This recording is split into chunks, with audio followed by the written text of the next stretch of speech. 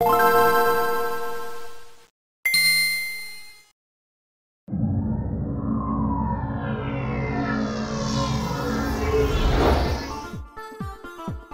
everybody, welcome to Industry News. I'm Tyler. I'm Kyler. No, I'm Tyler. And who am I? Welcome to Industry News.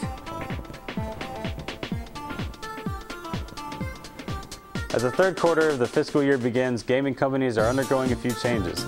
A little over a week ago, Square Enix President Yoichi Wada stepped down after the company reported a net loss of 13 billion yen. The new president, Yosuke Matsuda, has now announced his business plan to dig deep into the Square Enix assets and see what needs to be cut. This past year, Square Enix has put out some great games, such as Sleeping Dogs, Hitman Absolution, and Tomb Raider.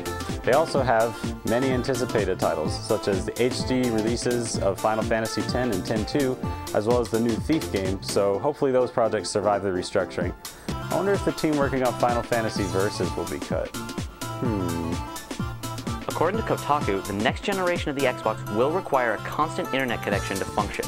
Because if SimCity taught us anything, this is a great idea that can never go wrong. One Kotaku source said, if there isn't a connection, the games or apps cannot be started. If the connection is interrupted, then after a period of time, currently 3 minutes, the game or app is suspended and the network troubleshooter started. While a second Kotaku source has verified this, it should be still taken with a grain of salt, as it is still just a rumor. And other sources have said they are unfamiliar with the proposed mandatory connection.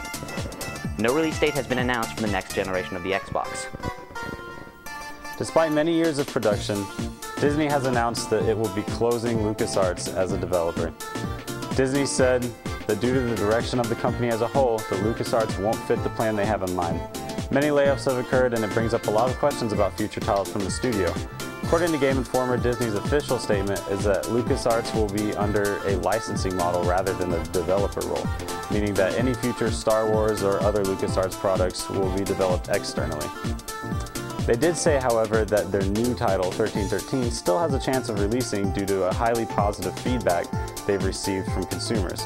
Hopefully this game doesn't go the way of Battlefront 3, because I don't think my fandom could take another blow like that. Eidos Montreal, the makers of the upcoming reboot of the Thief franchise, are not going to be including a competitive multiplayer in the game.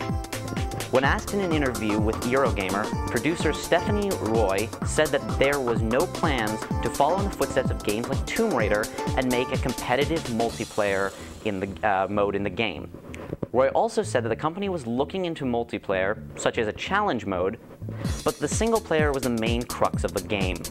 Blizzard announced last week that they have set in motion a universal plan to enact for the 2013 season of StarCraft II tournaments. The company is merging the efforts of pro gaming leagues in the US, Europe, and South Korea to maintain a consistent system for ranking and scoring, where the top 16 players in the world will duke it out for world champion and prize money adding up to $1.6 million.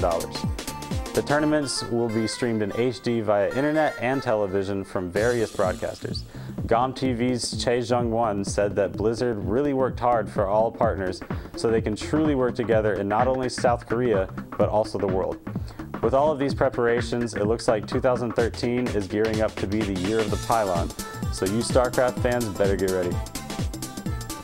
JRPG fans rejoice! Pandora's Tower, a Wii-exclusive Japanese roleplay game, which came out in Japan in 2011, has finally been given a North American release date.